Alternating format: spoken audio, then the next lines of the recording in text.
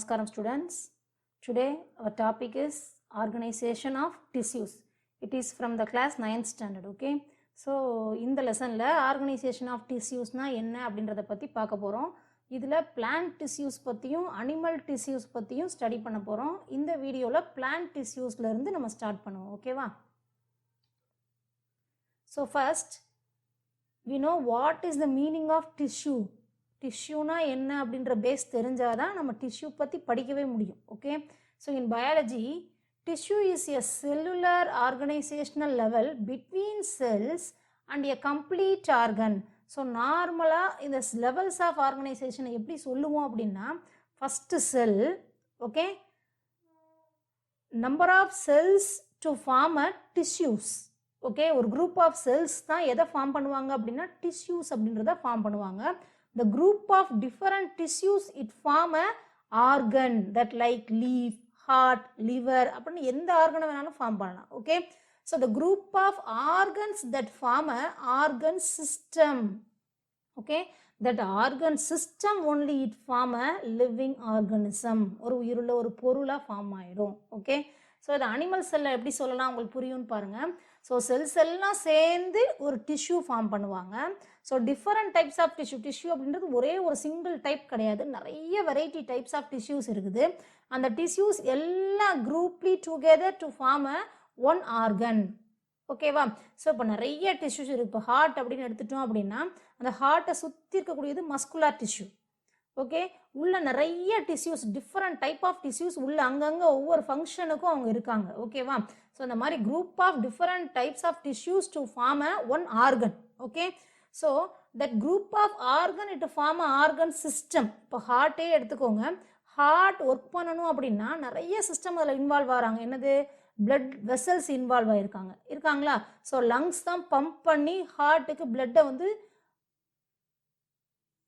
அனுப்புகிறாங்க.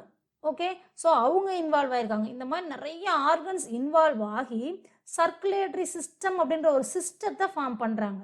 ஓகே, அந்த circulatory blood circulatory system அப்படின்றதுல ஹார்ட் தான் மெயின் ஃபங்க்ஷன். பட் ஹார்ட்டுக்கு ஹெல்ப் பண்ணுறவங்க லங்ஸு, பிளட் வெசல்ஸ், அவங்க எல்லாம் டிஃப்ரெண்ட் ஆர்கன்ஸ். ஸோ அந்த மாதிரி டிஃப்ரெண்ட் ஆர்கன்ஸ் ஃபார்ம் பண்ணி குரூப்பாக ஃபார்ம் பண்ணி ஒரு ஆர்கன் சிஸ்டமாக ஃபார்ம் பண்ணுறாங்க. ஸோ அதை சர்க்குலேட்டரி சிஸ்டம் இல்லை எக்ஸ்கிரீட்டரி சிஸ்டம், ரீப்ரொடக்டிவ் சிஸ்டம் அப்படின்னு தனித்தனி சிஸ்டமாக நம்ம ஸ்டடி பண்ணியிருக்கோம். ஸோ அதே மாதிரி இந்த ஆர்கன் சிஸ்டம் எல்லாம் குரூப்பாக ஃபார்ம் ஆகி தான் ஒரு ஆர்கனிசத்தை ஃபார்ம் பண்ணுறாங்க. இப்போ நம்ம ஒரு ஆர்கனிசம், நம்ம வந்து ஒரு லிவிங் ஆர்கனிசம். இந்த லிவிங் ஆர்கனிசம் எடுத்துட்டோம் அப்படின்னா நமக்குள்ளே என்னெல்லாம் நடக்குது? சர்க்குலேட்டரி சிஸ்டம் இருக்குது, எக்ஸ்கிரீட்டரி சிஸ்டம் இருக்குது, ரீப்ரொடக்டிவ் சிஸ்டம் இருக்குது. ஓகே, ஸோ அந்த மாதிரி நிறைய சிஸ்டம் நம்மளுடைய ஆர்கன் சிஸ்டம் நமக்கு உள்ளே இருக்குது. ஸோ அவங்கெல்லாம் சேர்ந்து தான் ஒரு ஆர்கனிசம் ஃபார்ம் பண்ணுறாங்க. ஓகேவா? ஸோ இதுதான் டிஷ்யூ அப்படின்றத பேஸாக தெரிஞ்சுக்கோங்க. group of cells it form a tissues. Okay, so அதனால தான் சொல்றாங்க it is a level between the cell and a complete organ. so இந்த என்ன லெவல் சொல்லலாம்? செல் அண்ட் ஆர்கனுக்கு இடையில இருக்கக்கூடிய ஒரு டெவலப்மெண்ட் தான் டிஷ்யூஸ் அப்படின்றது. Okay, so organs are then formed by the functional grouping together of multiple tissues. Okay, so நிறைய types of tissues இருக்காங்க. என்னெல்லாம் ஃபங்க்ஷன் பண்ண போகிறாங்க, எப்படிலாம் ஃபார்ம் ஆயிருக்காங்க அப்படின்றத இந்த வீடியோவில் பார்க்கலாம். ஸோ ஃபஸ்ட்டு பிளான்ட் டிஷ்யூஸ் பற்றி தான் ஸ்டடி பண்ண போகிறோன்னு சொல்லிட்டேன். So plant is made up of vegetative and reproductive tissues. So plant அப்படின்னு எடுத்துட்டோம் அப்படின்னா என்ன மாதிரி டிஷ்யூஸ்லாம் அவங்ககிட்ட இருப்பாங்க அப்படின்னா வெஜிடேட்டிவ் டிஷ்யூஸும் இருப்பாங்க, ரீப்ரொடக்டிவ் டிஷ்யூஸும் இருப்பாங்க. ஸோ தாவர திசுக்கள் அப்படின்னு சொல்லுவாங்க வெஜிடேட்டிவ் டிஷ்யூஸை. ரீப்ரொடக்டிவ் டிஷ்யூஸ் அப்படின்றது இனப்பெருக்க திசுக்கள் அப்படின்னு சொல்லுவாங்க. ஓகேவா? ஸோ இந்த மாதிரி டைப்ஸ் ஆஃப் டிஷ்யூஸ் கண்டிப்பாக பிளான்ட்ஸில் இருக்கும். இந்த பிளான்ட் டிஷ்யூவை எத்தனை டைப்ஸாக கிளாஸிஃபை பண்ணலாம் அப்படின்னா, நார்மலாக இருக்கக்கூடிய டிஷ்யூஸ் இவங்க ரெண்டு பேரும். இந்த டிஷ்யூஸை எப்படி கிளாஸிஃபை பண்ணலாம் அப்படின்னா 2 டைப்ஸாக கிளாஸிஃபை பண்ணலாம். The first type is meristems are meristematic tissues. The second one is permanent tissues.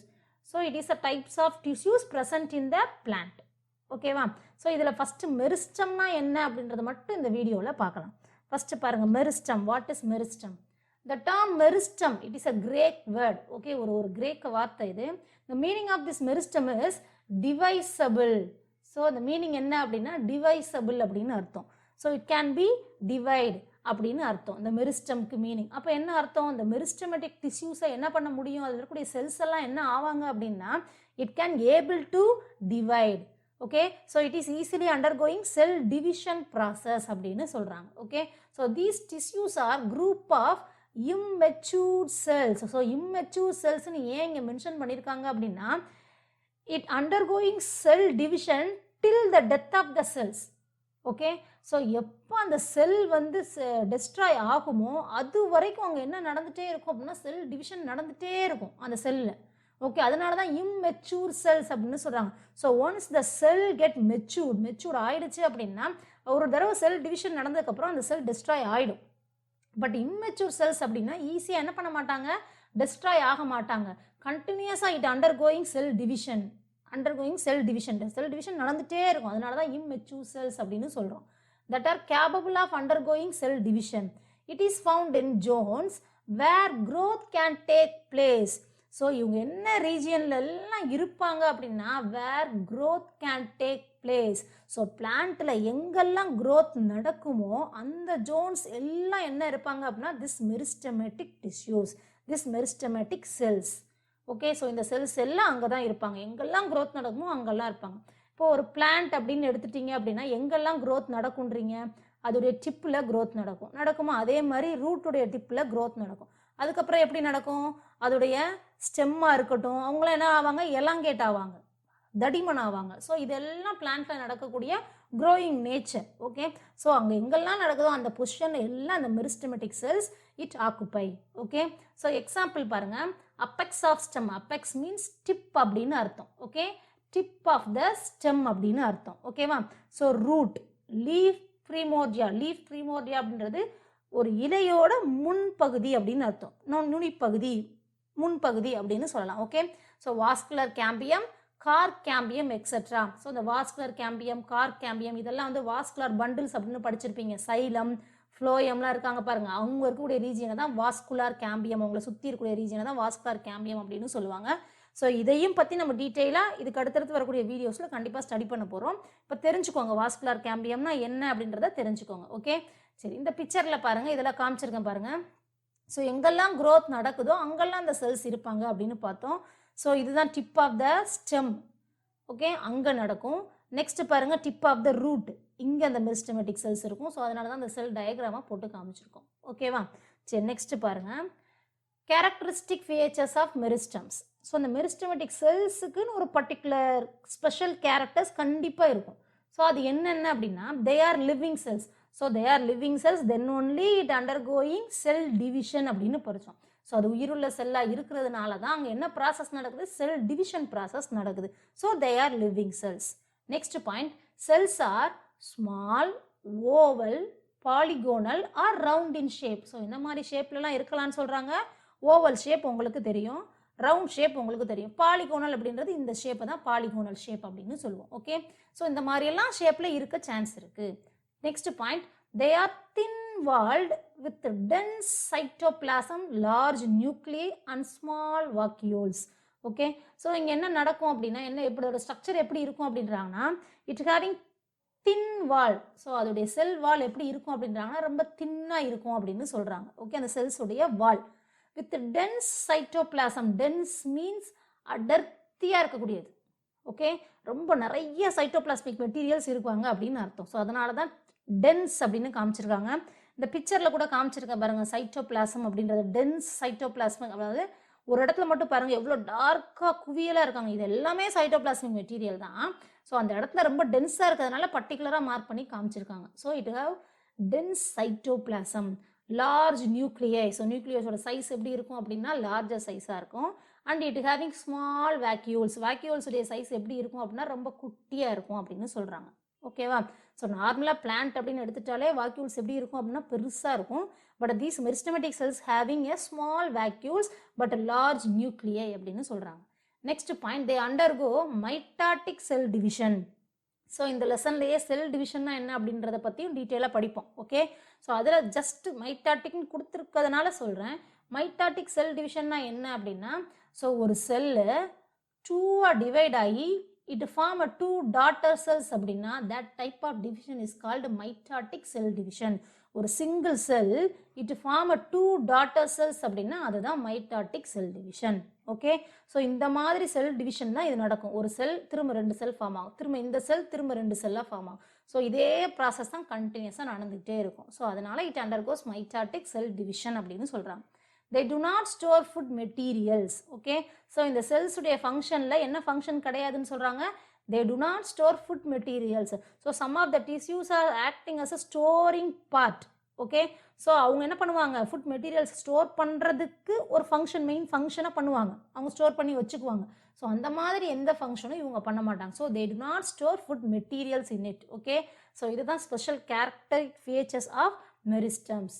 ஓகேவா, சரி நெக்ஸ்ட் பாருங்கள். Types of meristems based on the position. So அவங்க இருக்கக்கூடிய பொசிஷனை பேஸ் பண்ணி எத்தனை டைப்ஸாக கிளாஸிஃபை பண்ணலாம் அப்படின்னா 3 டைப்ஸாக கிளாஸிஃபை பண்ணுறாங்க. First type is apical meristem, intercalary meristem and lateral meristem. So அந்த ஆப்பிக்கல் மெரிஸ்டம் அப்படின்னா என்ன அப்படின்னா, ஆப்பெக்ஸ் அப்படின்னாலே நான் என்ன சொன்னேன், டிப் அப்படின்னு சொன்னேன். ஸோ அதே மீனிங் தான் இங்கேயும். ஸோ டிப்பில் இருக்கக்கூடிய மெரிஸ்டமேட்டிக் செல்ஸை ஆப்பிக்கல் மெரிஸ்டம்ஸ் அப்படின்னு சொல்லுவோம். ஓகேவா, ஸோ இது வந்து நுனிப்பகுதி அப்படின்னு சொல்லுவோம். ஸோ இங்கே பிக்சரில் காமிச்சிருக்கோம் பாருங்கள், ஆப்பிக்கல் மெரிஸ்டம் இதுதான் வந்து டிப் ஆஃப் த பிளான்ட் அல்லது டிப் ஆஃப் த ஸ்டெம் அப்படின்னு சொல்லலாம். ஸோ இந்த ரீஜியனில் இருக்கக்கூடிய இந்த மெரிஸ்டமேட்டிக் செல்ஸ் என்னன்னு சொல்லுவாங்க அப்படின்னா ஆப்பிக்கல் மெரிஸ்டம் அப்படின்னு சொல்லுவாங்க. ஓகேவா, ஸோ அது ஒன்னொன்னையும் பற்றி தெளிவாக படிக்கலாம். First apical meristem, these are found at the apexes or growing points of root and shoot and bring about increase in length. So இவங்களுடைய மெயின் டியூட்டி என்ன சொல்கிறாங்க, it bring about increase in length of the plant. So ஃபஸ்ட்டே சொல்லிட்டோம், இவங்க எங்கெல்லாம் plant grow ஆகுமோ அந்த பொசிஷனில் தான் இவங்க இருப்பாங்கன்னு சொல்லிட்டோம்.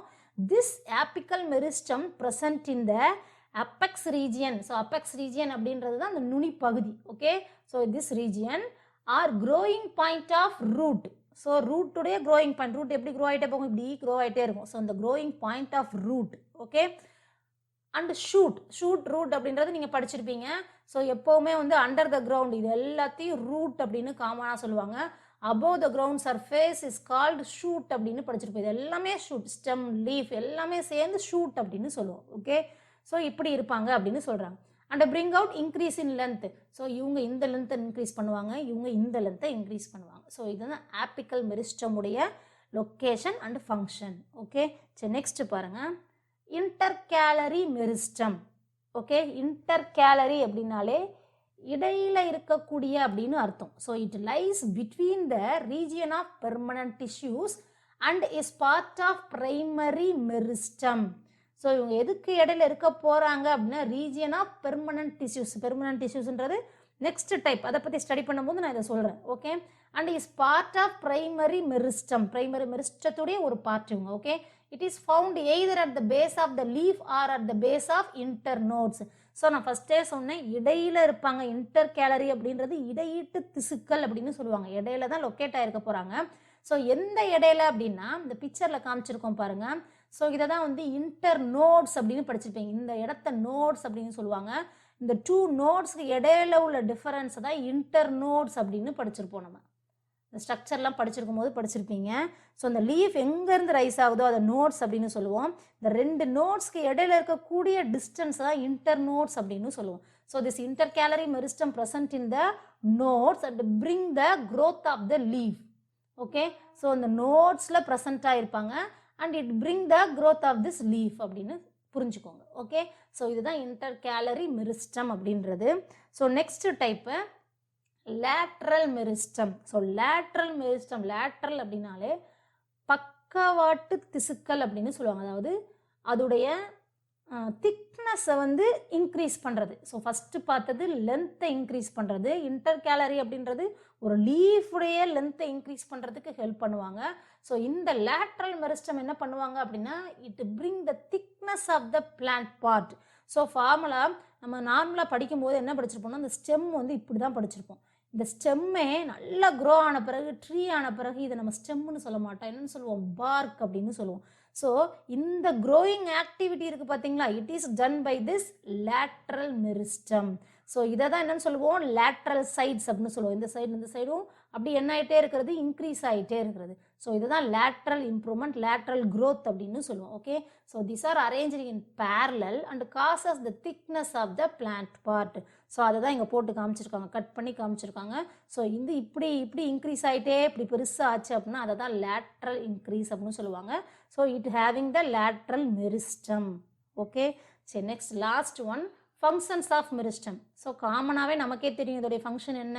ஸோ லென்த்துடைய க்ரோத்தையும் இல்லை லேட்ரல் சைடில் அதோடைய க்ரோத்தையும் இன்க்ரீஸ் பண்ணுறதுக்கு தான் இவங்களுடைய main duty. Okay, so they are actively dividing tissues of the plant that are responsible for primary and secondary growth of the plant. So the primary growth அப்படின்னா இவங்க என்ன மீன் பண்ணுறாங்க அப்படின்னா elongation of the plant, elongation. Okay, elongate ஆகுறது அப்படின்னு என்ன அர்த்தம், விரிவடைகிறது, பெருசாகிறது, அதுதான் elongation அப்படின்னு சொல்லுவாங்க. இதை தான் primary growth அப்படின்னு சொல்கிறாங்க. The secondary growth means thickness, it develop the thickness of the plant. நம்ம lateral growthல பார்த்தோம் பார்த்தீங்களா, ஸோ அதோடைய தடிமனை வந்து அதிகமாக்குறது. ஓகே, ஸோ ஒரு சின்ன பிளான்ட் இப்படி ஒல்லியாகவே வளர்ந்துட்டே போச்சு லென்த்து மட்டும் அப்படின்னா அதில் என்ன இருக்காது, இட் லேக்ஸ் த ஸ்டெபிலிட்டியே இருக்காது. ஸோ அதால் என்ன பண்ண முடியாது, நிற்க முடியாது. So it need some thickness to grow. Okay, so அந்த திக்னஸை கொடுக்கறது தான் செகண்டரி growth அப்படின்னு சொல்கிறாங்க. It will be done by the meristematic cells and meristematic tissues அப்படின்னு சொல்லலாம். ஓகே, ஸோ இந்த வீடியோவில் பிளான்ட் டிஷ்யூனா என்ன அப்படின்றத பார்த்தோம். அதில் ஃபஸ்ட்டு டைப் மெரிஸ்டமேட்டிக் டிஷ்யூஸை பார்த்தோம். அதில் இருக்கக்கூடிய 3 டைப்ஸை பற்றியும் டீட்டெயிலாக பார்த்துட்டோம். நெக்ஸ்ட்டு வீடியோவில் பெர்மனன்ட் டிஷ்யூஸ்னால் என்ன, அவங்களில் என்னென்ன டைப்ஸ் எல்லாம் இருக்க போகிறாங்க அப்படின்றத பற்றி டீட்டெயிலாக படிக்கலாம். Okay, thank you.